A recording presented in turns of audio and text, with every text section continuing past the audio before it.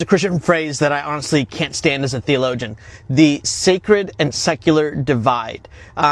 It kind of places things in categories that shouldn't be in categories. That we have the secular side of human existence, and there's a sacred side of human existence. And instead, I actually think that the sacred side of human existence ought to invade into all parts of human existence. And so, how do we navigate what is quote unquote secular? I heard a pastor once use these categories: that there are things that we ought to redeem, things that we ought to receive, and things that we ought to reject. And so, there are things in the secular world that, because of our faith, because of what we believe is true about Jesus and what is present in the scriptures and the gospel, there are things in the world that we just love. We receive it as it is because it's a good reflection of God's creation. There are other things that have been compromised because of sin, and those things ought to be redeemed. We should restore them to how they were always intended to be. And there are other things that have just been purely corrupted to a point where they're just evil, and those things we ought to actually reject. And so we shouldn't create this sacred and secular divide. We should actually see